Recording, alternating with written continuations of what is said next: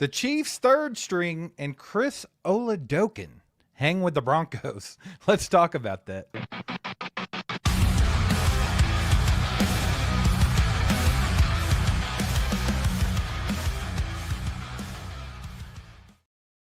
Oladokin, baby. Let's freaking go. How's everyone doing, ladies and gentlemen? Thanks for coming in here on Christmas night, Mike. It is Christmas. What about that, baby? That Christmas night game, it wasn't what we wanted it to be because it should have been Mahomes and the Chiefs preparing for a playoff run, but it was a little bit different this year. And that's okay. We're going to talk about all that. We're going to talk about some of the same problems the Chiefs have had all season coming up again tonight.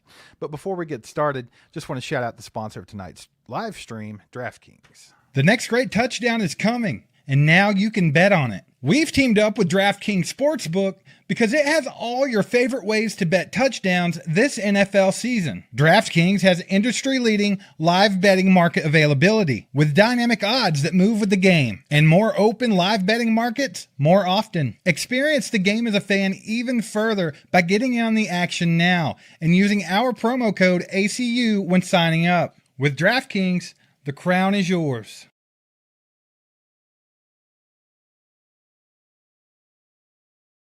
Let's go. Download it. Use that promo code ACU. Ladies and gentlemen, please hit that like button real quick. Help us get some more people in here. Appreciate y'all being here tonight. Merry Christmas. Mike, how we doing? Not too bad. Hey, this game, I'm glad it's over. Are you glad we lost? Like, I kind of wanted to play spoiler just a little bit with Denver so they couldn't have that number 1 seed or whatever. But I'll say this. I mean, at the end of the day, I thought the Chiefs looked okay to be completely gutted across the board. And I think that might just be more of an implication that maybe we wasn't so wrong all season long, and the Broncos might be a little bit of a fraud. They're big-time frauds, and let me tell you, this is a win-win for the Chiefs fans right here. First of all, you already know, for like the 1 seed or not, the Broncos aren't winning shit. They're bad. And the Chiefs, they lost, which means we get a higher draft pick. So win-win, Mike, if I must say so myself. But I'll just tell you some of the things that I saw tonight that we've talked about probably 700 times this season that the Chiefs need to fix going forward into next season. You got to go ahead and circle a couple of these things and underline them and highlight them. Hell, print them out, put them in a huge font, and slap them right in Steve Spagnuolo's face. Let's start with the first one here. We can't stop a 3rd down and long to save our freaking lives. Good Lord, Mike. How bad was that? Yeah, that was pretty bad. I think their 3rd down efficiency was 11 for 18, which is insane. They were also 1 for 1 on 4th down, so that's just not a good combination, especially when your offense is ran by Chris Oladokin, who, come on, guys. That offense was just crap tonight. Cooking, like, baby. That's like waterboarding, was like watching that offense. If you wanted to like get some information out of your enemy, make them watch that offense for 3, 4, 5 days in a row. They'll sing like a songbird. We were 4 of 11 on 3rd down, 1 of 2 on 4th. So just the defense is just, they haven't been able to get nobody off the field on 3rd down. There was late in the game on that final drive, I think it was like 3rd and 10, and one of their guys were just wide open in the middle of the field. Nobody even near him. Mike, by 10 yards. So you saying that was a perfect segue for the number 2 thing I want to talk about. Jamari Connor. Jamari Connor sucks, ladies and gentlemen. Good Lord. Dude, I don't want to be mean to the guy, but he is bad at football. He is not a nickel corner. I even seen him stop miss it. Like, did he miss like 2 or 3 tackles tonight too? Dude, I feel like every 3rd down was led up by Jamari Connor. Most of the receptions were led up by Jamari Connor. He did miss a couple of tackles, one which led to a 1st down run because he didn't even wrap the guy up. He's just not good. He's not it, and I don't know what Steve Spagnuolo's love affair with Jamari Connor is. Mike, I can't figure it out. I asked Santa Claus to make that stop. We'll see if well, I mean, I don't know. Today's Christmas. Maybe he got it late. Maybe he'll get it taken care of for next week. Yeah, good fat chance. Like, I don't get it. Dude, but look, you can see, like, tonight was just again, every one of these games we're watching, they're just microcosms of the whole season. Look at how, like, Chris Jones jumps at the very end of the game, gives up that stupid penalty. We can't stop nobody on 3rd down. Dude, just down the board. It's the same stuff over and over. I'll say congrats to Butker for not missing nothing tonight. Good job, buddy. Butker, baby, bringing that Butker Christmas wasn't spirit. missing field goals on the Lord's Day. No. He just couldn't do it. Heck no, that would have been a disgrace, and he didn't do it, man. I'll tell you what, though. I'll tell you who did look good for me, and it's kind of funny, and I even put it on X, Mike. I thought Rashard Smith with his opportunities looked pretty good tonight, and I said this on X. The fact that Rashard Smith got his first touchdown on a Christmas Day game when the Chiefs are already eliminated from playoffs is absolutely freaking ridiculous. Yeah, absolutely. We would say this all year. He should have been playing earlier. Like, he's actually a spark. He's a playmaker. He's somebody you could have got the ball out of the backfield a lot. You seen him come out of the backfield, score the touchdown tonight. He's more of the Jerick McKinnon style back. We need that in the offense. That's what we missed all season long. It's just, I don't know. It's hard to look at these games and try to come up with any kind of a grand speech, because nobody really cares. Nobody watched the game wanting to win. Pointless, right? Yeah. Right. You're watching it to see for next year, but you may not have been in this situation if you would have had, him in the lineup earlier this year. We may have been winning more games in the middle of the season with a better offense. Or, here's another guy I thought looked good tonight. Go back to the defensive side of the ball. I thought Christian Fulton actually looked okay tonight. Yeah. I mean, it took him 16 weeks, but he actually looked okay. We looked okay without Jalen Watson and Trent McDuffie out there. I wonder if Noah Williams and this guy's gonna be the starters next year. They don't want to sign Watson and they trade McDuffie. I bet Brett Veach was cooking that up halfway through the game. He was like, "Man, this might be a way for me to save money." Hell no, because Christian Watson plays one game a season, so we're not going to do that. No Williams, or whatever. Who's Christian Watson? Oh, that's the dude from the Green Bay Packers. Oh, anyway. Yeah, he also plays one game a season. Yeah. Anyway, Christian Fulton plays one game a season. Noel Williams looked excellent, by the way. I thought he looked great. I like that kid. He should have been playing him more this season. Ashton Gelati looked good. Should have had more snaps this season. Rashard Smith looked good. Should have had more snaps this season. Mike, where the hell was Jalen Royals at? I thought he got his first start tonight, and I don't even... He played a little bit. I seen him a little bit in the first. He was in 3, 4, 5 plays. I broke something right there. He was in early a little bit. I didn't really see him do much, but block a little bit. He looked like he had a few times where he was blocking pretty well, which, I mean, coaching staff's going to like that, but... Chris Oladokun ain't getting him the ball. No, come on. Look, man. Chris Oladokun had 66 total yards, and I get it. The Broncos defense is really good, but if anybody's like, "Hey, Chris Oladokun's the future," what? Mike, there's a lot of people that are a little horned up about Chris Oladokun. They think he's going to be the second string quarterback for the Chiefs and all this stuff. Guys, I'm sorry. I like the kid. He seems like a cool guy. He's athletic. He's athletic. I mean, come on. He can do some things. He can play a good scout team, Lamar Jackson. That's what Steve Spagnuolo said about him. But I'll tell you what he is not. He is not a first or second string quarterback in the NFL, or we would have had more than 68 yards passing. So, man, here's the thing, though. I do like him, and I thought he made some fun plays today. I think there were a couple of plays there where he was scrambling. The one where he dropped the ball, and then I think there was another one, too, where it just kind of reminded you of Pat a little bit. Just making some things happen. I think that's what everybody got their dingle tingling, I think so. That's what I've talked about, though, is you have to have a quarterback that can do some of that with Andy Reid's stale offense where everybody knows what's going.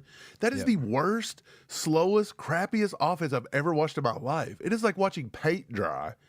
And it's like everybody gets it except for Dameon Pierce. He's the only guy on the planet that can't figure out that offense, apparently. So it's just you got to have, like, quarterbacks like Oladokun can make plays and look better than they are, but when they stay in the system, you see they ain't doing nothing. Right. Well, and half of it is just the offense sucks. And like you said, this is more of an implication on the Broncos being frauds. But if Gardner Minshew played that game, Chiefs win. If Mahomes plays that game, the Chiefs win by a lot. So, I mean, it just is what it is. The Broncos are frauds, and I think that'll come out pretty soon here. But yeah, as far as the Chiefs goes, just going forward, man, I mean, nothing's changed from last week. One of the storylines from tonight, Mike, was Travis Kelce may have played his last game in Arrowhead. What do you think about that? I don't know. I'm on the fence with it. The broadcast, they just kept playing it up like they knew something behind the scenes. It's It's possible. just a storyline. It was a storyline in a meaningless game, right? Yeah, I just look. I could go both ways on it. I really could see Kelce stepping away just because he's healthy. I mean, he's done everything. What does he need to come back for? Like, what does he physically possibly need to come back for? Even mentally, like To you not tell go yourself out the you're- way he went out to this year. But you're one of the best in the game. Like, he was not the only reason this team sucked. So, I mean, even if he comes back, you're not guaranteed to do nothing great next year, especially if they're not going to gut the coaching staff. So, what does it matter? Like, I'm still giving him a 50-50 chance, and I honestly don't think. I mean, I would like him to come back. I really would. But honestly, I don't know. If something tells me now, I think he might just step away. Yeah, I don't know. I don't know why he would. Honestly, I think you give at least one more season here. He's so close to just like passing up a lot of the tight end records. Like, so he's like third in a lot of them right now. He could overtake at least a second spot. I think that would go a long way. And when you look back on someone's legacy, especially in like the GOAT conversations and everything else, like I think he could definitely like get higher on a lot of those lists. And that's not the main thing. I know he doesn't really care about all that. You know what's funny? But You just mentioned the GOAT debate with Travis Kelce, and the number one thing that Patriots homers like to bring up that say Gronk is like, Gronk's well, not Kelsey's it. played for 6 more seasons than him. But yet, if you try to use that one with Tom Brady, who played longer than every other player in the NFL history combined, and compared to Patrick Mahomes through 8 seasons, they're like, you can't say that. Like, I would what be is interested going if you on? took Kelsey's best 8 season and put him up against Gronk's best 8 seasons, or how, whatever. I just wonder what it would look like, or how long did Gronk play? Just take that section and then take the best 15. Well, I don't think you should be able to. I don't think you should count it against someone's legacy that they held up so long. I think that No, should that's add part to of the it. mystique of it. It's part of it. No, anyway, to finish my thought, like, I think Kelsey can, kind of build his legacy a little bit more. I think he's still competitive. I don't think he should play as much as he does, and I think the Chiefs should still heavily invest in a tight end in this draft and try to get his heir here. Like we said with Noah Gray, I think we missed the window with him. At one point, I think he could have been it, but I think that's passed. And then I don't think they're confident in Jared Wiley, or else we would have seen him more lately, especially. And then, of course, Jake Brenningstool's a UDFA, so the chances of that being the guy is not high. Now, could he? Maybe, sure, but not high. Either way, I think Kelsey's still got some football left in him. We've seen that this season. He was number 2 in receiving yards by tight ends across the entire league. The only one that was beating him, Trey McBride. So you say he's a top tight end in the AFC. Kelce is at this old. So I think that he could come back. Kind of like I've said before. I feel like Mahomes is out with the injury, and he can kind of come back with Mahomes and help him get through this part of his, his journey here. They're buddies. They're attached at the hip. I think that Kelsey's last passes should come from Pat Mahomes. It shouldn't come from Chris Oladokun. And I think there's just some more left to do. Obviously, that Super Bowl loss and then this bad season, I wouldn't want to leave with that taste in my mouth. And I think that they could definitely do better than those two things. Possibly. You're also just overthinking it from a fan perspective. Travis Kelce, these guys have already proven they don't look into it that much. Like, I really don't think. I think if he feels good, he'll come back, and if he don't, he won't. I mean, he's rich. He don't care. Like, for real. Like, I think we're looking at it from a legacy standpoint. I feel like that's kind of bullshit. He'll set himself in week 16 and 17 sometimes because he don't even take certain records or whatever. Like, we've seen him do it. But when you put in, how long has Kelce been playing now? How many seasons is this? Too long. Since 2013, right? So 12, 13 seasons, Yeah, something I like guess. that. So, dude, when you invest that much of your life into something and it's your career and that's like that's your legacy, that's what you've done. You've put all this into it. You're going to cut it short just because you don't feel like it? Well, he's not cutting short. He's done a lot of stuff in his career. I understand. I'm not. Okay. He's a 3-time Super Bowl champion. I'm just saying, if he wants to step away from the game healthy, start a family, he's getting married in the offseason, he's got a huge podcast. He's going to go in to do whatever he wants to do. I don't think he has any reason to come back. Well, Kelce's not going to be remembered. When all's said and done, Kelce don't exist on this earth anymore. He's not going to be remembered about his podcast. Yeah, but he's still going to be remembered about his tight end play, whether he comes back or not, because he's been that good. And there's going to be some little homer from the Northeast that's an idiot, knows nothing about football, that's still going to be like, Gronk was better. Like, that's what's going to happen. Dude, Those dudes are clueless. All right, let's get to the chat. We got Sammy in the house with a 2. Says, I saw outside linebacker David Bailey get mocked to the Chiefs. Let's go, man. It's about almost that time for us. We're not quite there yet, Sammy. I know you're horned up about it, and you're ready for the draft, and a lot of people are. But we got a couple more weeks of work to do, and then we're going to be heavily into the draft. So buckle up, because we're going to get into it, and then we're going to have a lot of off-season content, and we're going to have a longer off-season than what we're used to having, Mike. So we'll probably dive in pretty heavy on this, and we'll check out David Bailey. Shout out Dr. Stereo, been a member for 16 months now. Fulton, No Williams, and Brashard Smith show flashes tonight. Yeah, Fulton, I could care less about. I literally, what do they sign him to? A 2-year deal? I honestly believe he'll be back next year, though. He's on a 2-year deal, probably. That's but what either I'm saying. way, I still think he'll play. He'll Well, play. I'm glad he looked He'll good play. tonight. I'm glad he looked good. Maybe he's getting healthy. Maybe he's learning the system. Maybe next year he'll actually contribute. I mean, Wouldn't so hold I'm my glad breath, he looked buddy. good. Yeah, I don't know. But yeah, No Williams and Brashard Smith, I'm excited about those two. He does give you an option, though. If he can stay healthy, if you could sign a cheaper guy that's pretty solid in free agency, that's going to be a lot less money than, say, Jalen Watson. You could let Jalen Watson walk, and you don't have to trade McDuffie this year. He's still in a 5th-year option. Right. You could trade him right before the trade deadline if you wanted to. I could if kind of was see your that one option. happening, like them not signing back Jalen Watson, just keeping McDuffie for now. And, you got Fulton under contract. So guess what? You just saved the money. You could draft one, too. Yeah, exactly. That might be the route they go there. But, yeah, man.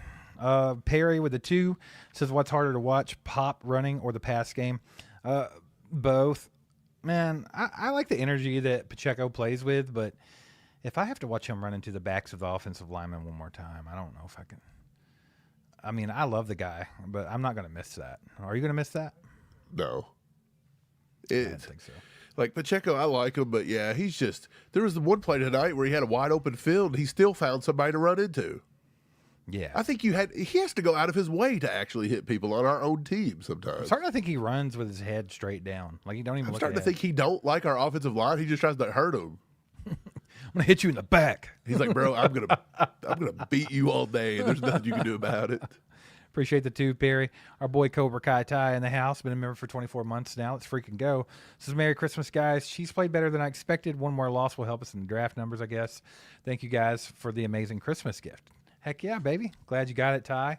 Good to hear from you. Hope you had an awesome Christmas, as well as everybody else watching. Hope everybody had a great Christmas day. It's not over yet. It's not over yet. We have 29 minutes left in the Eastern time zone, and you guys have an hour and 29 minutes left in Central. So, I mean, live it up, baby. It's Christmas Day. Appreciate you, Ty. Our boy Jacob with the 5 says another potential 1 seed getting bounced in a divisional round. Donkeys may even lose the West. Yeah, well, here's the thing, man. At this point, if the Chargers had an offensive line or had an offensive line all year, they're better than the Broncos. I think they're a better team. They're a little bit different, in my opinion. Like, their defense is not as good as the Broncos, but surprisingly, they play a lot dirtier than the Broncos. So, like, they're almost like I don't know how to describe it, but like, I obviously Justin Herbert's a much better quarterback than Bo Nix. I think you saw the Broncos defense or offense tonight, right? Like, it's just a check down. He's check down, and then hopefully somebody's wide open on third down, right? Yeah, so their offense stinks, and I don't think that they're going to do much in the playoffs. The AFC is kind of a crapshoot.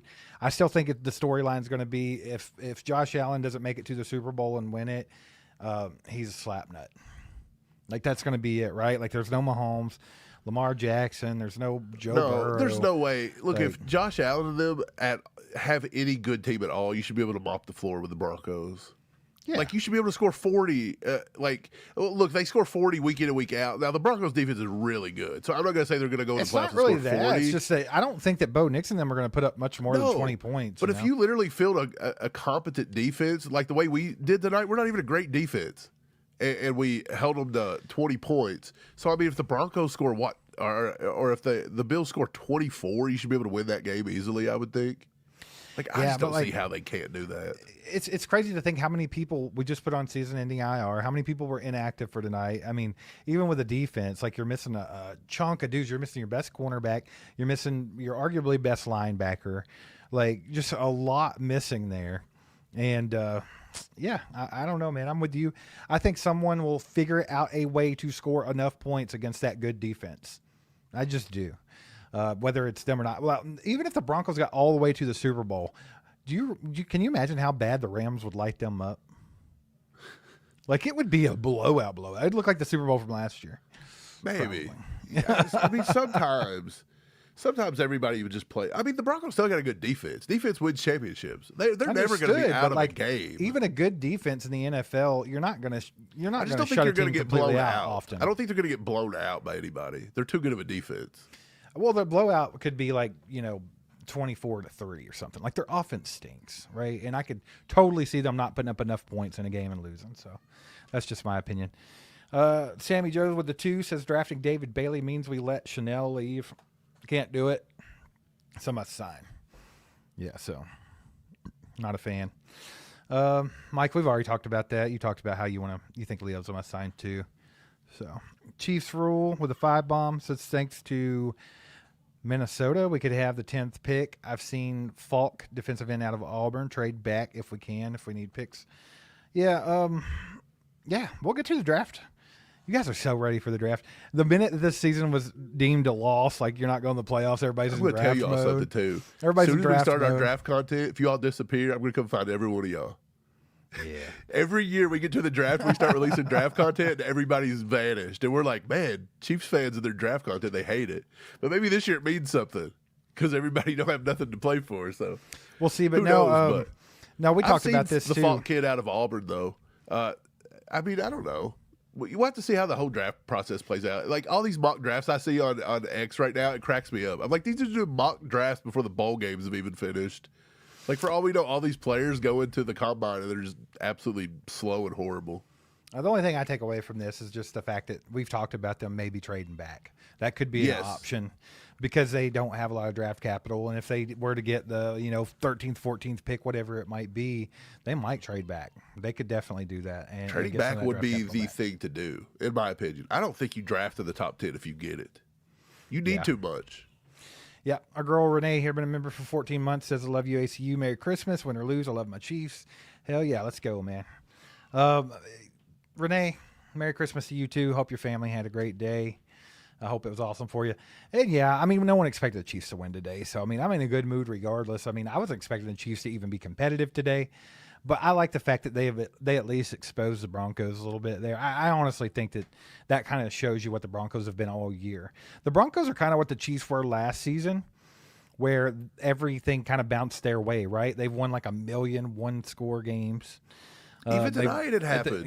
Even at the very end of a lot of games, like a lot of teams just completely shit the bed, like the New York Giants.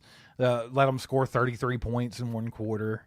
Just a lot of weird stuff went on for the Broncos to be able to be where they're at right now. So, and when a lot of luck plays into it, sometimes that luck runs out, like in the Super Bowl, and somebody shows up and smacks you in the mouth. So I definitely see that coming for the Broncos, and probably not in the Super Bowl, probably in the divisional round or something.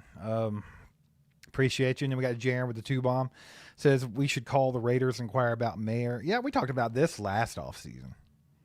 Like a lot of people did because of Brock Bowers, I wouldn't be mad at it if they could pull off something. I think we do have to have somebody. I want to see Kelce back next year. I will say if he doesn't come back next year, I'll be a little bit disappointed because I think if Kelce's back or not, we got to look to the future. Well, no, exactly. Can I finish my thought? I would be a little bit disappointed. I'd be a little bit disappointed if he don't come back because I think he's got something left, some stuff left on the table. But either way, you have to go out and invest in a tight end this offseason. And Mike, one thing that I mentioned a lot was I think that Brett Veach kind of failed in free agency. Like over the years, we don't really add anyone that's proven. And when we do add somebody, it's usually somebody that's still not proven, like Christian Fulton or whoever, you know what I'm saying? So it's like maybe he needs to look into this free agency market for a tight end. So we got somebody that's proven, we know can do it, can come in, take that job, or else you just got to draft for it and hope for the best, right? Yeah, I'd probably just draft. I don't know who's on the free agency market. I haven't looked that far ahead, but I mean, I'm tired of us like passing up good tight ends in the draft. Like we have done this time and time again for the last 4 or 5 years because nobody wants to give up on Travis Kelce. And I don't care if Kelce comes back this year or if he don't. Like, we've got to start going there because Noah Gray's not it. They don't trust Jared Weiler. We'll be seeing more of them. Right. I can't trust 100%. Jake Brenningstool. We've yet to see him in an actual game, and he was undrafted. Like, this kid's probably not going to work out either. Like, the odds are. They didn't use Tanyan all year. Come on. There's no way. Like, you've got to upgrade Tanyan's that like position. 38 years old anyway. That's what I'm saying, but you got to upgrade the position. 100%, 100%. And whether they do that through free agency or trade or, even the draft, they've got to do something there, regardless if Kelce comes back or not. Shout out girl Brenda, been a member for 29 months now, says, get stuff. You guys are great. Merry Christmas to all. Only one penalty tonight, and it was CJ when we don't need it the most. Yeah, that sucks. I was kind of, I don't think it mattered at that point. Honestly, I don't think they were going to necessarily do anything but take a delay of game penalty, Well, they kick kicked a the field field goal. goal, and then Oladoka wasn't bringing the team back regardless. so, I mean, we would essentially been able to tie it up. You think that were we? Yeah, we were in a position to do that, right? And I don't know if we were. We weren't in. Were we in field goal range at the end of the game? Yeah, we were. We were only down to like the 30-yard line. We threw it in the end zone at the end of the. Okay, yeah. Well, dang it, Chris Like, you Jones. threw it over Hollywood's head. Actually, did everybody a favor though, because what if we would have tied it and then won it in That's overtime? just a microcosm of the season. That's two things I was saying. Like, Chris Jones, like, our veteran, is the one that jumps after you had an entire, probably a conversation in the huddle saying don't jump. Number two, Chris Jones was almost lined up offsides. He's been doing that all year with his head over the football. He's got to figure out how to line up better. And number three, just the fact that the Broncos fell ass backwards into another one. Like, this is what happens to them at the end of every game this year. Like, they really have gotten that kind of luck at the end of every game. So everything worked out exactly as it should, the way the script writers love. That's just the way Right. it's been this year. Yeah, I saw a couple people mention it in the chat, but Chris Jones has had a hell of a season in clutch situations. Like, he's definitely, like, you think about it, goes all the way back to week 1 when he played the inside there trying to cheat on that, get some pressure on Herbert, and he just rolled out and got the first down with his legs, break and contain. We've seen Chris Jones jump off sides now. We've seen a lot of other stuff too. He's the Jaguars game where he just stood there while Trevor Lawrence was laying on the ground and then got up, ran in for a touchdown. Dude, like, it's just not been a good year for Chris Jones. I think Chris Jones has proved over and over again he still has it. And he's still, literally probably still the best defensive tackle in football. But, I mean, he's getting a little older. And I don't think he's going to be playing for many more years by that, presser he did the other day. But, I mean, how old is Chris Jones? 30? 31. 31. I think honestly what you see from Chris Jones is kind of like what you see from Patrick Mahomes in situations. I feel like all these games are really close. And when it's getting down to the very end, Chris Jones is pressing himself to make like a big play, and you just needed to play within the play. You know what I'm saying? It's almost like he doesn't trust the guys behind him, and he's like, "Look, if I don't like get a jump on this and stop it, we're gonna give it up." I think a lot of this is like mental stuff. I don't think Mahomes trusts a lot of his guys. That's why he tries to overdo things. I don't think Chris Jones is trusting a lot of the back end of his defense. I think a lot of it's trust, to be honest. Yeah. Guys, we appreciate you being here. Merry Christmas. Hope you guys had a great day. Finish it out strong, baby. There's not much time left, so have a good Christmas. Watch a good Christmas movie. It's still time. Do something fun. I don't know. Go hang out with your family, whatever you want to do. Appreciate y'all being here. Do us a favor. Hit the like button if you haven't already. Also, subscribe to the channel if you haven't. Gonna have a ton of off-season content and the best Chiefs content you can find on YouTube. So hit that subscribe button. Guys, real quick, want to shout out another sponsor of our live stream, Zarda Barbecue. Get over to Zarda Barbecue. Get you an $11 lunch. Get the KC takeaway. You can get all kinds of good stuff over at Zarda. Mike, they have some of the greatest sandwiches. They have some of the best sides, and they have the best salsas in the game. So get over there and check them out. Let them know that All Chiefed Up sent you their way. And, yeah, man, enjoy some good food sometime this week. Sandwich looks Treat good, yourself. dude. Treat yourself. I'm hungry. Yeah. I haven't ate since earlier today. I just kind of sat around. Our family got over late. Didn't get to open gifts till like probably 8. I was like opening gifts, but I wasn't really paying attention to nobody. I was watching the Chiefs game. Right. And I cheered really loud. Somebody's like, I just opened up a robe, bro. And I was like, yeah, but Man, I got Bolton had socks. that nice interception. I got socks for the 8th year in a Yeah, I row, was like, and you're yes, cheering. Nick Bolton, baby. And they're like, did you get a Nick Bolton jersey? And I'm like, no, but he got that awesome pick. I like it. Let's go, man. Mike, there was a poll up I'm going to go ahead and end this bad boy. This was just a funny one.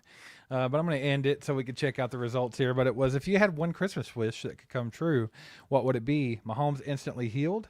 Chiefs get the #1 overall draft pick. Kelce plays next season, or the Chiefs stay in Missouri instead of moving. Without looking, without cheating and looking, what do you think won? I think you'd probably go with Mahomes because if he's instantly healed, that means there's no setbacks and he's just good to go. Right. So 35%, 35%. That was but what coming second? I'm kind of curious about what would be second. Chiefs get #1 overall draft pick. And it barely beat out Kelce plays next season by 1%. Look, all if the the way Chiefs got the last. overall #1 draft pick, I would be happy, but only because you could get more trading out of it. Hey, all the way I would be pulling like last. one of those. Could you imagine if we was to get a high draft pick like that and then do what Cleveland Browns did and what they got from Jacksonville to go get Travis Hunter? I'd have loved to have taken all that stuff they give up for Travis Hunter. So I would love to have that, but I ain't going to sit there and draft some Eric Fisher Part 2. Yeah. Kevin Capel, Myles Garrett's not a defensive tackle, brother. He's an edge rusher. But yeah, the last place and not even close is the Chiefs stay in Missouri. So all them people that are so mad about that move, they would even use that as their Christmas wish. Dude, I need to talk about something really quick. I don't care about the move or this or that. I mean, I'm on both sides. I think if they stay in Missouri, cool. If they leave, whatever. At this point, I just have kind of just do what you want to do. I don't care. Like I said, I didn't get the vote or whatever. But here's what I hate. I hate that all the like talky heads in Kansas City now, and especially the ones in like Missouri, are trying to make this out to be like, well, Arrowhead has never been iconic. This thing's, it's never been good. I went there in the 90s and it wasn't even cool, and blah, blah, blah. And it's like, what are y'all talking about? Like, why are y'all trashing your own? Like, Can y'all, it makes no sense. Y'all listen to me. Chiefs fans everywhere, and share this with your friends and tag the video, timestamp right to this.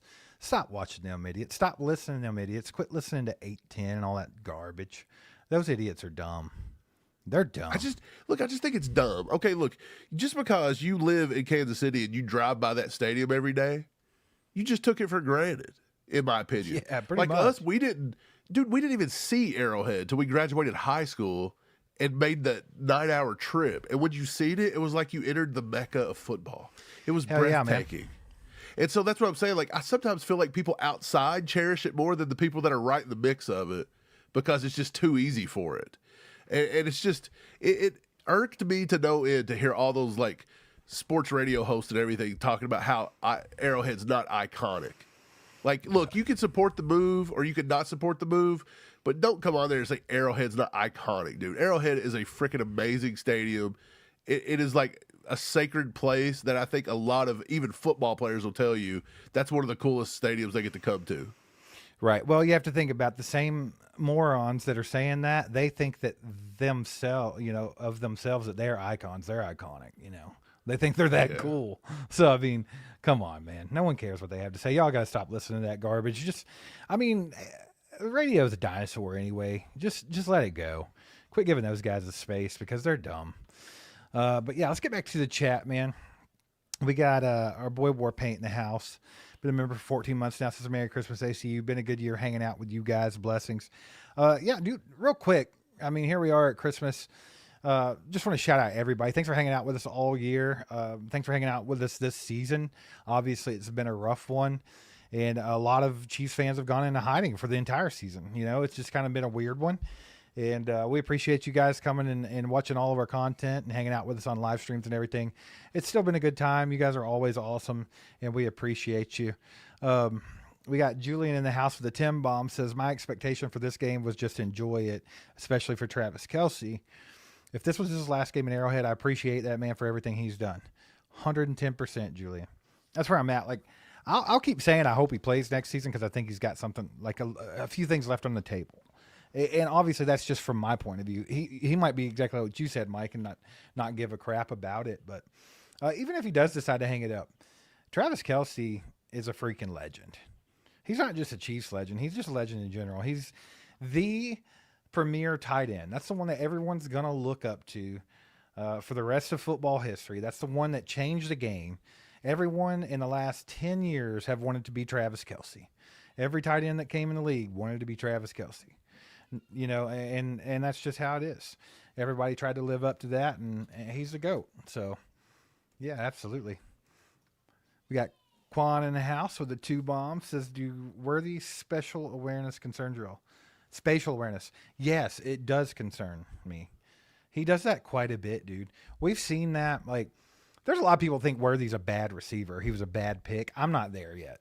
I actually think Worthy's a better receiver than I thought he was when we drafted him.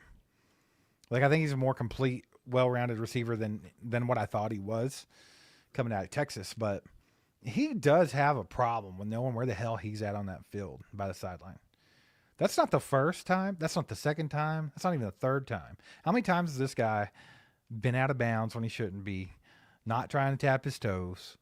Like, just all kinds of stuff, man. Like, I feel like that's a big problem with him. What play are we referring to? Was there a specific play that I must have missed while some kid was opening a gift? It was it would early? have been a first down throw. And I seen like the one that there was like a swing pass out of the backfield and Oladokin threw it at his feet. No. This was just a normal route. He was by the sideline.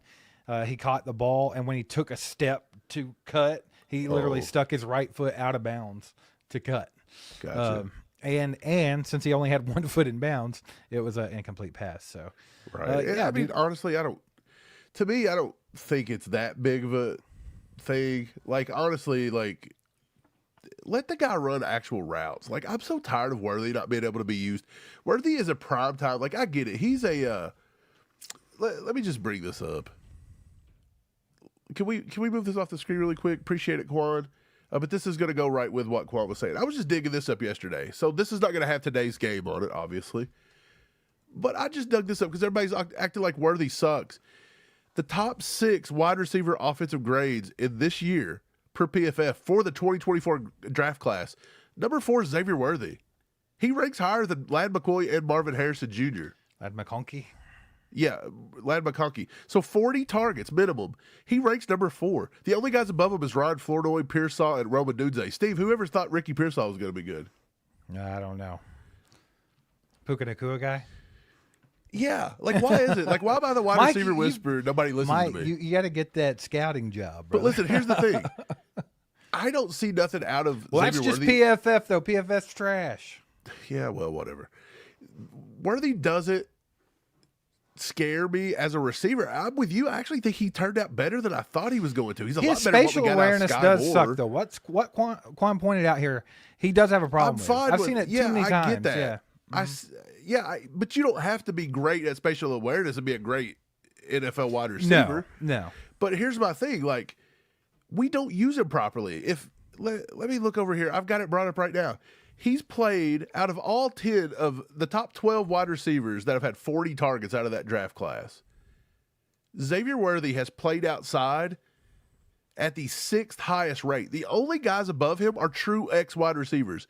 Keon Coleman, A.D. Mitchell, Marvin Harrison Jr., Brian Thomas Jr., and Ricky Pearsall are the only ones that's played more out wide than he has. If you look at his slot play, he's literally number 7 out of all those guys. He's only been in the slot 29%. So 7 out of 10 plays, he plays wide. He doesn't run any inside routes. He doesn't hardly run mesh routes. They don't use him like the proper way, in my opinion. Like, I just think with Worthy, it's just all a bunch of like gimmicky junk and run straight. Like, I don't know. At least every time I watch film, I see that a lot, and it just kind of annoys me. I think they need to open up his repertoire, get him in the middle of the field, use him more. I actually think that he should be a nice slot receiver. And if he can't be, then I think you shouldn't be drafting 4.29 guys that can't be quick. You should draft quickness over whatever, because Travis Kelce's more quick than fast, and he's not even that quick, but we seen him put one on John A. Barron tonight there at the end of the game. He found separation. So it's like, look, get your route running right. That probably starts with a better coach than Connor Embry teaching it. And then get this guy in space and spatial awareness. Don't put him on the sideline, I guess. Like, don't throw it towards the sideline with him. Mike, who's the only wide receiver that we've drafted since Tyreek Hill that's not them trying to replace Tyreek Hill? Rasheed Rice. Who's the best one we've drafted since Yeah, then? Rasheed Rice. Exactly. Stop trying to do this with the Tyreek Hill thing. I mean, he only ran a 4.4, or 4.5. Does it surprise you, though, that to this point, Xavier Worthy has been a better receiver this year, and he's been playing injured all year too, by the way. He's had an injury. Yeah. And he's still what was he, number 5? Was that what he was, number 5 or number 4? 4. Number 4. He's above Marvin Harrison Jr. He's right there with him. So does that surprise you? Marvin Harrison Jr. was a top 3 pick. Yeah, no, yes and no, because like those grades are subjective, right? So let's keep that. And also you have to look at the offenses that they've played in. Our offenses have been bad, but it's still better than the Arizona Cardinals. But we don't run through Xavier Worthy like they do. They run through Marvin Harrison Jr. and probably so I mean, the tight end. You can't take that as the word of God or anything when you're ranking the receivers there, but it is pretty impressive to be able to see that, and it makes you see that Xavier Worthy actually is, better than people are giving him credit for, and he's been playing injured. Dude, if you think about what Xavier Worthy did as a rookie when he had to, like there was really no choice after Rashee Rice went out with that knee injury, I don't see how you can be mad at the kid. Well, like I said, honestly, they play through Marvin Harrison Jr. They play through Brian Thomas Jr. in Jacksonville. Like when they go to the receivers, that's their targets. Roma Dudze, that's his target.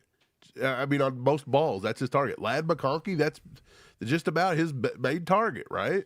Yeah. And all these guys, Xavier Worthy is not the main target. He's literally only had 70 targets, 530 yards. And Roma Dudze's got literally 87 targets and only got 660. So even as little as we use Xavier Worthy, I think they could use him more, to be honest. Oh, but maybe it's something with the offense, or maybe it's just something with, dude, again, I'm telling how you, they're using him. First of all, you could pick every receiver on our football team, and if they were in a different offensive scheme than what Andy ran this season, they would have done better. I think that's why a lot of receivers 100%. don't want to come here, to be honest. Well, it goes along with everything else we've been talking about, what we're going to talk about all offseason. You've got to fix that scheme. You've got to change it up. You got to get with the times. Andy Reid's got to get creative again because it's just been bad. Shout out Brenda with the 5 bombs. Says, want to thank you for the Christmas card and gift. Appreciate you, Brenda. Guys, real quick, I will bring this up. If you are a member of the channel, if you were one of the top 2 tiers, you should have got something from us, if you gave us your shipping address. So hope, check the mail for that. Make sure you got it. And we appreciate you guys. If you'd like to become a member, you can do that at join.allchiefedup.com. It's only $4.99 a month. And that's if we don't have JB on here gifting you one out, baby, because he's got the 10 gifted memberships. Let's go. Appreciate you, JB. You're a freaking legend, brother. Oh, no. The train's still going. Make it stop. Quit with the train. I'm tired of it. LD says preseason play calls tonight. I'm guessing he meant tonight. I've honestly seen preseason play calls all year long. Yeah, dude, it's been bad. It's just been real I haven't bad. seen much of anything out of this offense this year. It's just, I don't know. Dude, I'll tell you, all season, like, this has to be the most uncreative, uninspired offense I've seen from Andy Reid in the 13 years he's been in Kansas City. Like, think about this. Like, even all the other years that, there were at least 2 or 3 other years where the offense seemed stale, right? And like, it just wasn't up to par, but you still saw him trying to get creative with stuff. It was still like, oh, it's Andy Reid. You never know what's coming. Like, this year was a joke. Like, dude, did you ever even see a trick play out of Andy Reid this year? like a memorable one? Like, I didn't see nothing out of this guy. He ran the same 5 plays for, the entire season. It's and then, great. He ran the same 5 plays. And then, when it was 2nd down and long, he ran the football. When, it was 3rd and long, it was, hey, Patrick, see if you can figure something out, please. It's just, it was so bad. So bad. Look, I just took the Worthy thing because I was really You're like, stuck on this Worthy thing. Well, I wanted to see the Worthy thing. I actually put last year's draft class in too. So 2024 and last year. If you remember last year, who was it? Ted McMillan, Luther Burden. You're talking about this season's. This past season. Yeah. Was it Jaden Higgins come out in this draft class? Travis Hunter, all those guys. Where do you think Worthy rates if you put him against his draft class and this season's draft class? So for the past 2 years, where do you think he rates? Egbuka got to be ahead of him. He's not. No? He's not. He gets more targets. Is he still at 4th or is it 5th? No, he went to 6th. Egbuka leads every one of these guys in targets. He has 118 targets this year. He he doubles Xavier Worthy, like straight up in targets. That's why everybody gets fooled. You're like, man, Egbuka's so awesome. And it's like, well, okay, Worthy's got out of 70 targets running the same crappy routes in this stale offense.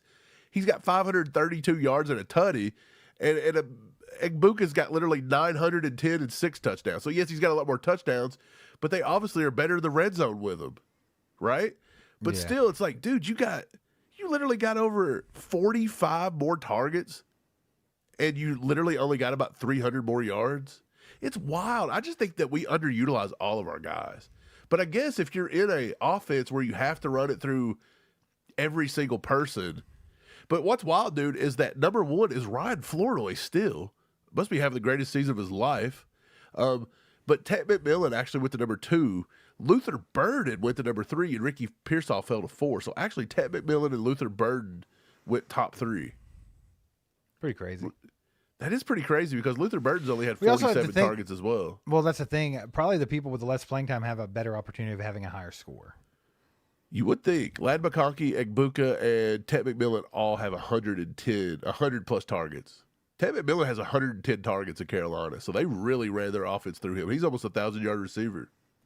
Yeah, I mean, he's got other guys there. They're getting a little bit better, and I mean, they just drafted Xavier Legette too. So there's a couple of guys there that can run, and they're big, and like there's a lot to cover for guys there now. And I think doesn't it kind of put it in perspective though a little bit? Because like we'll get to these drafts, and everybody wants to talk draft content. So here's a sneak peek. But we get to all these drafts, and for example, everybody like freaks out about these wide receivers. Like, man, Marvin Harrison Jr. So he can't miss. Roman Dunze can't miss. Don't draft Luther Burden. He's falling out of the top. Ted McMillan's an overall number 1 pick, and then he falls to like 20. They were saying Ted McMillan could fall to 20. And then now that you've got in-game experience, nobody ever put Ryan Flournoy in the top 2 to 3 rounds, right? Ted McMillan, actually, this dude's killing it. He's been better than Roman Dunze and Marvin Harrison Jr. People were trying to drop him out of the top 10, top 20 at one point. And it's like, this just shows when you actually put these guys in game situations, a lot of these draft experts and stuff just don't get it right. They just never do. Right. Well, I mean, because we were saying in the first round, if you don't take him, you take probably Luther Burden, right? We thought Luther Burden if you didn't get the tackle to fall to you.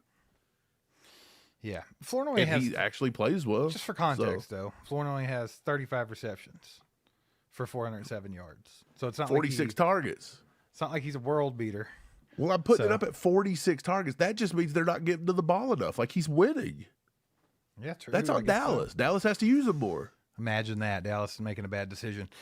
Jacob with the 5 bomb says Andy needs to just be the head coach and let the new OC call the offense. Kingsbury or LaFleur or a Rams OC or whoever. I agree. That's the thing, man. I actually think Andy is valuable, obviously, as a head coach and a play caller. I mean, he just is. But he's got to have someone there that can bring something fresh to the table. I think the only thing that makes sense to me, Mike, is that Matt Nagy and Andy Reid are too much alike. I think that Matt Nagy's been with Andy Reid too much. I think he's a yes man. I think he just kind of goes along with whatever Andy wants to do. I think he gives Andy a scheme that he thinks Andy wants instead of a scheme that he thinks can beat the team that we're playing. I think that's a big time problem. Like, I think we should just get some fresh blood in there. Andy's never going to take his paws off the play calling. As long as he's a coach, he's going to call the plays. But like we've mentioned this a few times, the way they do things is Andy, gives the word to the offensive coordinator. Offensive coordinator goes to that package and picks which play he wants. That's the way this thing works. And Andy's always going to make that first call. So now we have to have an OC that, first of all, utilizes that as well as they can, because I mean, there's a chance that Nagy is picking the wrong stuff, right? Or just not picking great plays or whatever. But I would say there's 100% chance that Nagy never comes back across the mic and says, no, let's not do that. Like, I almost feel like he just goes along with whatever. So, yeah. I mean, I think we got to get some fresh blood in there. It's likely, like what we've all said, it's likely probably the only explanation here is that Nagy just is too much of a yes man. That, and I don't even know if it's necessarily, appreciate the 5, Jacob. I don't even know if it's necessarily like him not, like coming back at Reed or like giving his opinion or, anything like that. But I think it's more of the initial game plan. I think when Nagy sits down with his guys and with Blameyer and Girardi and all these other guys on the offense that come up with the game plan each week, they come up with the scheme. I think that Nagy literally, it's almost like I said, I feel like he wants to bring Andy Reid the game plan that he thinks Andy Reid will like. Like he's trying to make his boss happy. Well, if he's working within Andy's offense, right? Again, I think the whole offense is just kind of stale. And I'm telling you, and I'll say this to the end of time. I think the too high shell was the solution to the Andy Reid offense for the past 20 years, and somebody finally figured it out a few years ago. Yeah. And now, if Andy does not evolve that offense, it is forever going to look stupid versus a cover 2 shell. It just, the way it's ran right now, does not. It's not explosive. It's not dynamic. It can't get anybody open. It just can't. Right. Well, I think he did a good job of tweaking it back in Super Bowl 57, like that season that we won against the Eagles. That whole season come after that loss to Anarumo's too high shell, right, in the AFC Championship game. And what did he do? It was like they got Patrick to take the check downs. They got Patrick to take what the defense was giving them. They started utilizing their running backs as receivers like Jarrett McKinnon and doing the little things to still move the ball, still be efficient, and still win football games, put up a lot of yards, a lot of points. But we had none of that this year. None of it. I still think they got to get rid of the RPO. I do Like too. even tonight, like some of the worst plays we watched were RPO misreads. That was on both sides of the football too. Broncos did the same thing. Yeah, They ran some RPOs that were trash. But yeah, man, I think you're right. I think it's just got to get a fresh look at it. I think Andy's offense, it's official. It's stale. Like Andy's always made a living off of being the guy that, had that type of offense, and we understand it. But he's also been the guy that sets trends. And this year, he can't even keep up with the trends. Isn't it anymore, crazy? Like, if you honestly be real serious with yourself, when you watch our offense, even this year when we scored, there was a few games where we didn't do this, maybe we did it quickly. But look at, say, 3-4 years ago, or back in like 2022 when the offense was good, 2018, Mahomes, when he first played, we would sometimes have 3-4 play drives and we just 2 minutes of clock. We just march it right down the field. It takes us now, we've got to have a 15-play drive just to get the ball off the field. It's the most stale thing you've ever seen. And if you ever turn it in and watch any other 2 football teams, you see wide open receivers running around. You see just easy pitch and catch. And like watching the Chiefs is like, it's literally like one of the most painful things ever to watch them try to move the ball to get a first down. Right. And that's what I'm saying. Like, so if you don't think it's the offense or it's not stale, I challenge you to just watch somebody else play offense, because even the worst teams with people that don't have nowhere near our talent, it's just out there. Just, you'll see wide open receivers. Like, have you seen a wide open receiver for us all year? Maybe if somebody tripped and fell down on defense. Other than that, there's many nothing. times, man. Not many times. So that means But yeah, Andy cannot scheme anybody open anymore. Well, they're not good against the zone, and that's what we used to just dice up. And then our receivers can't win in man. So, I mean, it's just tough. Yeah.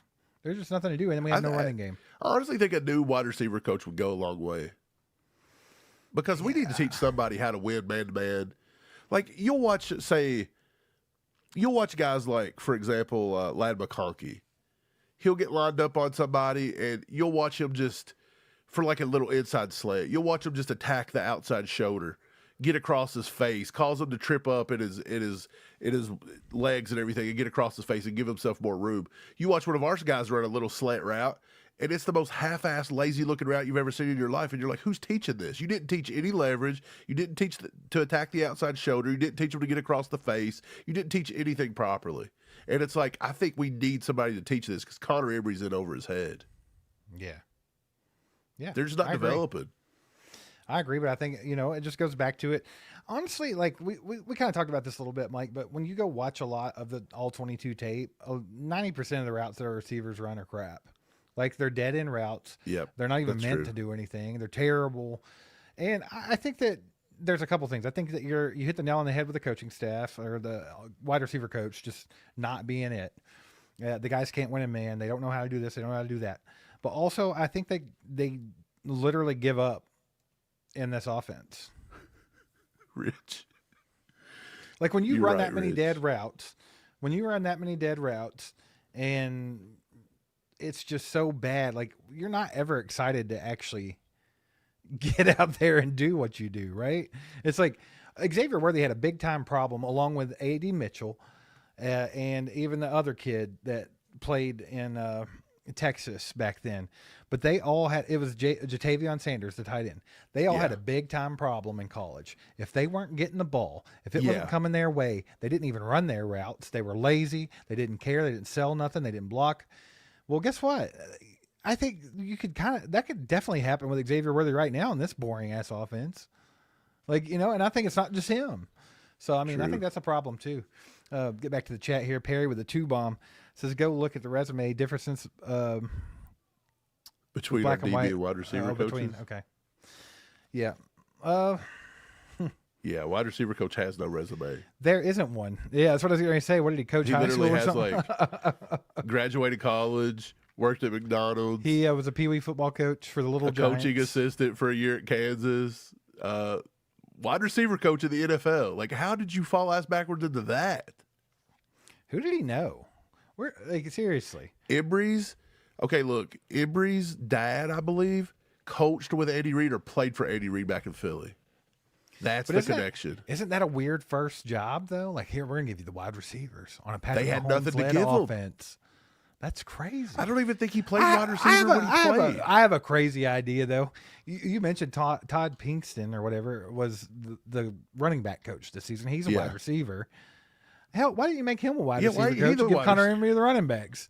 I mean, come on, dude. Just some stupid, boneheaded stuff there, man. Look, Connor Emery was a 4-year letterman as a halfback. He played at the University of Nevada, Las Vegas, so UNLV. See, Mike, I'm a 2010. genius. It was redshirted, but he was a halfback and a flanker after playing as a quarterback and a free safety in high school. So he played quarterback, safety, and halfback, and we've got him coaching the wide receivers, and we got a wide receiver coaching the running backs. Like, what the hell are we doing? I'm about to fall over after reading that because I really did not know Connor Emery was a freaking running back. Good Lord. Lord have mercy. What the hell? The legend JB with a 20-bomb. Let's go. He says, Steve, I know you hate Kyle Shanahan, but could you imagine what he would do with Mahomes? He's been to 2 Super Bowls against us with Purdy and Garoppolo. Look at what he's done this season. So, JB, I do hate Kyle Shanahan, but just because he is the son of Mike Shanahan. Okay. His offense and the way he runs things, I think he's great. I actually love his offense.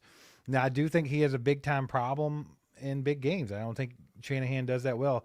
You can go back the history on that when he was the OC for the Falcons in the Super Bowl. We've seen, you know, the 49ers lay some turds down and stuff. But no, you're exactly right. Like, if Kyle Shanahan had the offense that we had this season, it would have been nasty with all the weapons that we had at receiver. And I, you know, I say weapons at receiver and everybody wants to jump in and be like, well, none of them have proved nothing. They're not weapons. And it's like, they don't have to. Like, if you just look at their physical attributes and what they can do as an athlete, like, there's some things that should be happening here, right? And no, I think Shanahan, the way he does his offense, also he likes the fullback. I'd like to get that fullback back. That would be nice. We've talked about getting some Shanarat descendants over as an OC. Mike McDaniel being one of them. If he were to get fired from Miami, why not give him a call? I think that would be interesting as hell to see what he would do. And there's a couple other. There was another one, Mike. Who were we talking about? I think there was another one that was a Shanahan disciple there. Who was it? There's a few. I think remember. Is Sean McVay a Shanahan guy? Yeah, I think so. I think he might be too. Yeah, dude. That offense that they run is very similar to Andy Reid's offense, the West Coast offense, and that's all Andy really needs to do is tweak it and stay with the times. So I mean, I'm okay with that, JB. I would take any of those guys and just see how that worked out. McDaniel would be interesting to me. I know a lot of people might not like that idea, but Look, think I'm it'd be cool. 100% convinced that you don't even have to know what you're doing to get a coaching job in the NFL. Are you still looking at stuff? Connor Emery was he was a quality control coach, and he coached our linebackers at one point. Why was he coaching linebackers? Then they moved him to the DBs. He never played any of these positions.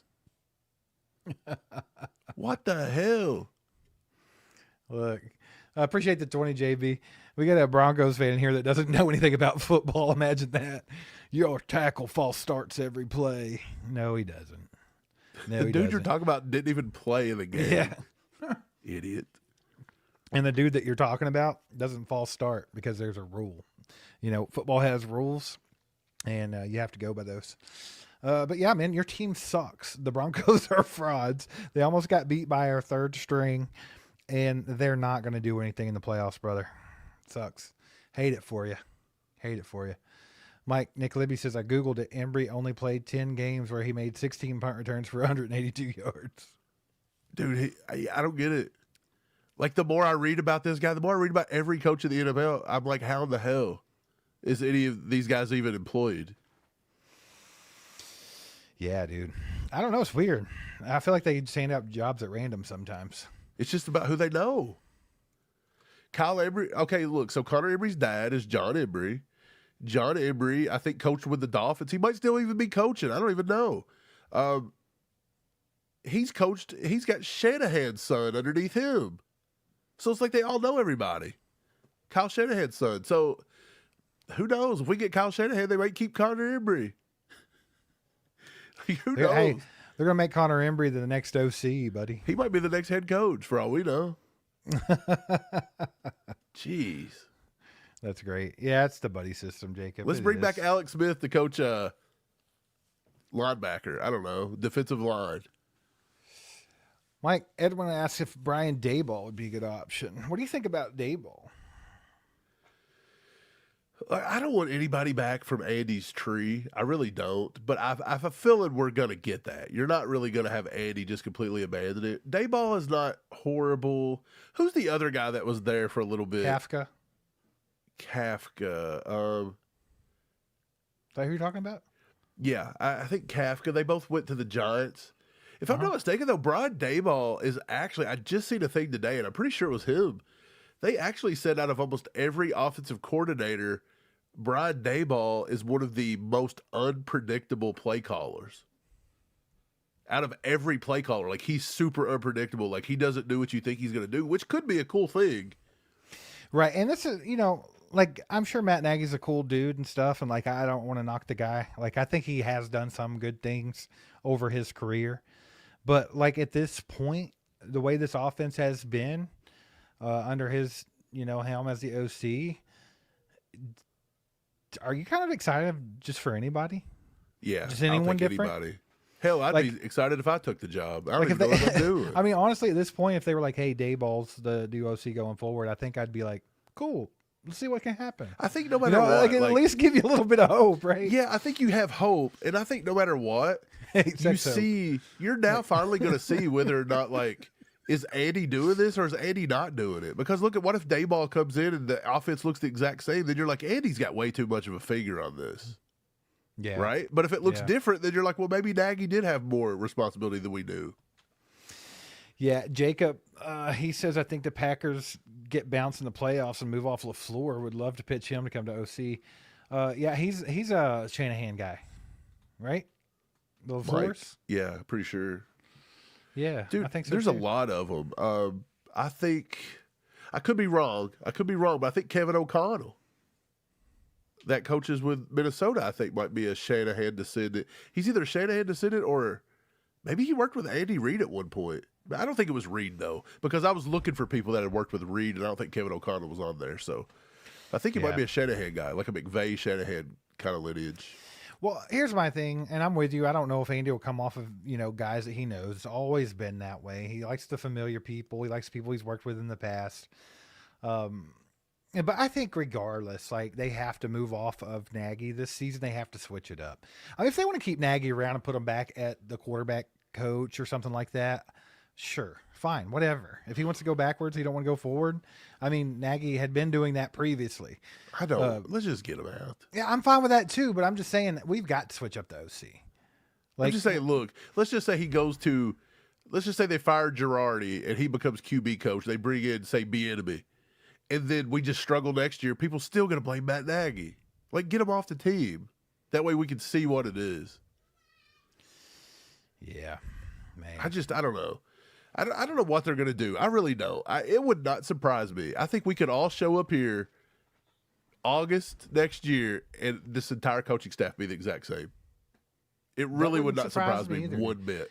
It would piss me off because that would show a lack of leadership from the top. Awareness? Yeah, lack of everything. Cowpoke with the 2-bomb says those Kansas Redlegs will bounce back. Ben, they're so mad about the Chiefs moving to Kansas. They're taking this back to the Civil War. Isn't that wild? Yeah, we're going back to the damn Civil War out here, bro.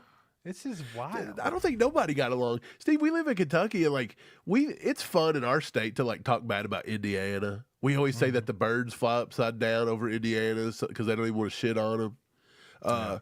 We talk bad about Tennessee, about the Volunteers because we say they always want to be UK basketball, this and that. But it's like, dude, I don't know if we have that much hate. Like these two just hate each other for some reason over this. It's weird.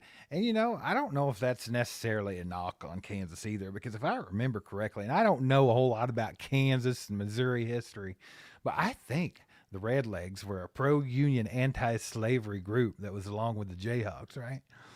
I'm not sure. I don't know. I don't care. I'm pretty sure. Dude, so. I'm not basing. Look, in the year 2025, I'm not basing on which state I like better, depending on where they fought in the Civil War. I don't care where you fought in the Civil War. Pull out your muskets. Pull out your muskets. We'll see who wins this Chiefs team. That's ridiculous. It was so long ago. I don't care. There's nobody even alive to this day that fought in the Civil War. Who cares? That's great, though. No, we're not talking trash on you either, Cowpoke. No, appreciate not at all. it too. Yeah, a lot of people have been saying they should change their name and everything. Everybody's just overreacting. Kansas Chiefs, take City out. And I'm thinking, aren't they still in Kansas City? Yeah. You're just in Kansas City, Kansas. So technically you can still have the name. Right. And yeah, well, that's the thing. It is two different cities technically, but let's be honest, especially from the outside looking in, I promise you guys, I promise you Missouri people, and I also promise you Kansas people that don't like the Missouri people, from the outside, the rest of the world, Kansas City, that's all one big city right there. That's all the same thing. And it doesn't matter. 9 out of 10 people still think it's in Kansas. Yeah, it doesn't matter. You know, it's funny though, but see that it's almost the same thing because, like you said, even though technically it is Kansas City, Kansas, KCK, KCMO, it's funny because, let's just say there was another city called Nashville, and you had the Nashville Predators. Let's say the hockey team up and moved to Nashville, Georgia, they would still be the Nashville Predators, right? Because they still moved to another city named Nashville. It's not 1858, folks. I know. Hey, well, maybe they watched Andy Reid's offense from 1858 this season, and they got confused. If we had the frickin' Army-Navy offenses from 1858, we'd be destroying Andy Reid's offense right now. Bro, I don't know. That's funny. Maybe we should all band together. Let's just all put the Civil War behind us finally in the year 2025. And let's just all fight Andy Reid's offense until we overthrow that. How about that? Yeah, man. We've talked, Mike, we gave our thoughts on the whole move and all that, on recent videos and everything, but it is what it is. It is what it is. Look, the only thing I'm mad about, I'm not mad that they moved. I'm not mad that you took it to Kansas because, like I said, they're still the same city. I don't care. The one thing I'm upset about is the way people are trying to trash talk Arrowhead Stadium now, and then just the fact that we have to get rid of Arrowhead Stadium. I still think that's an iconic stadium. I think it was built to be loud. I don't know if you're going to get that same loudness coming from a dome.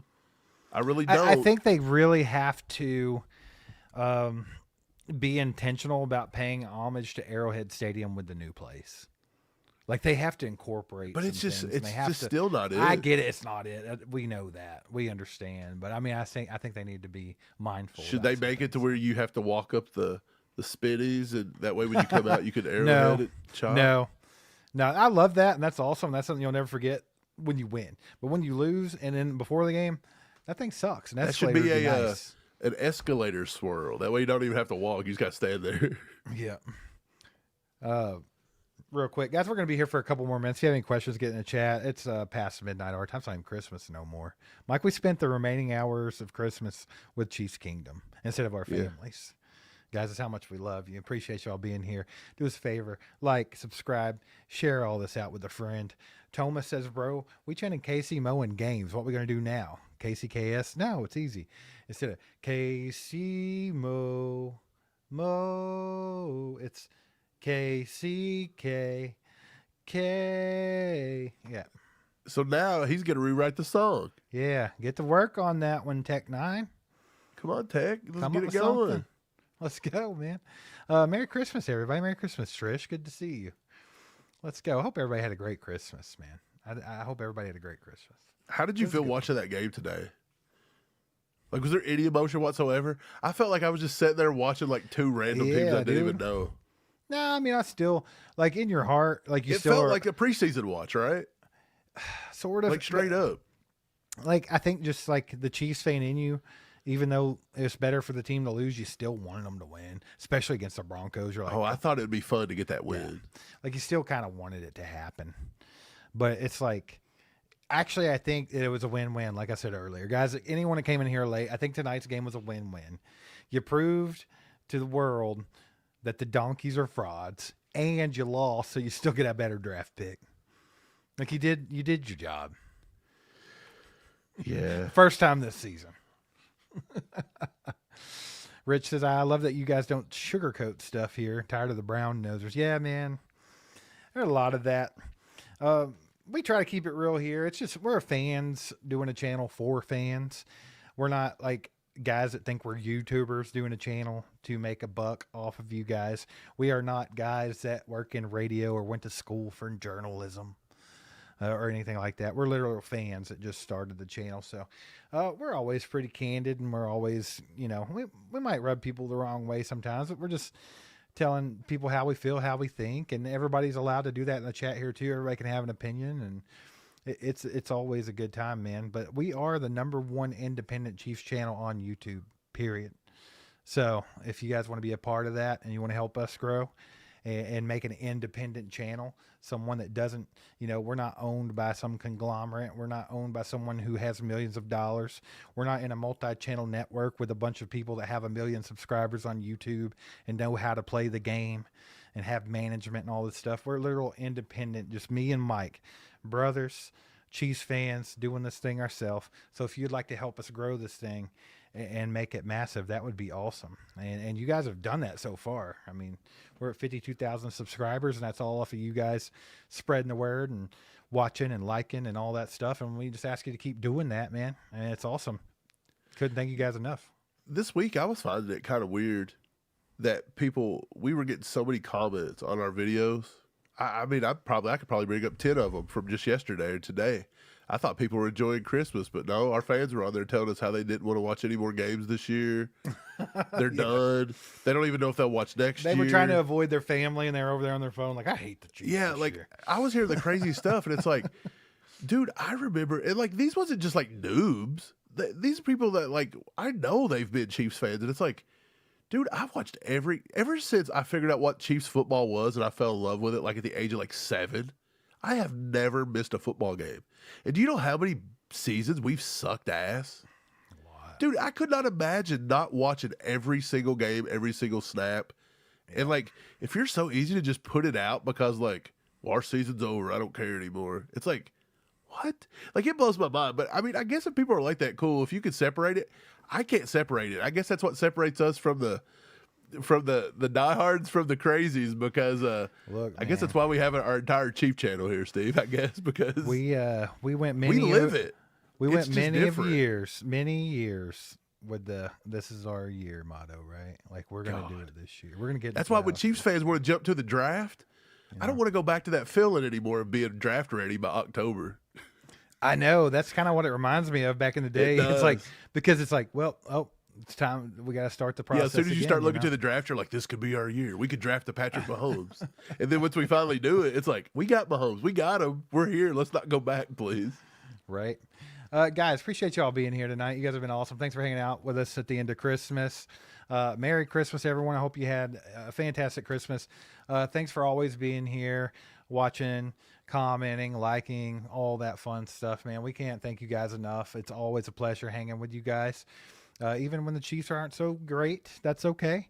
We'll be back. It's gonna be a fun bounce back season. I think I'm going to be pretty positive about that. I think that we could see some positive changes this off season, and hopefully next year is going to be fun. But you know, a couple more games, Mike, and we get into, or is it one more? What do we got? We got one more game. One more game, and then we'll get into, you know, the off-season grind, man. Off-season. The draft. We always have tons of draft content. And Where's free agency? I'd say free agency day this year is probably around what, like March 10th, March 12th. It's always somewhere right there in March. So yeah, man. So before you know it, we're going to be in the dead heat of the off-season, and yeah, we'll continue putting out as much content as we do now. So if you want to hit that subscribe button, hang out with us, that'd be awesome.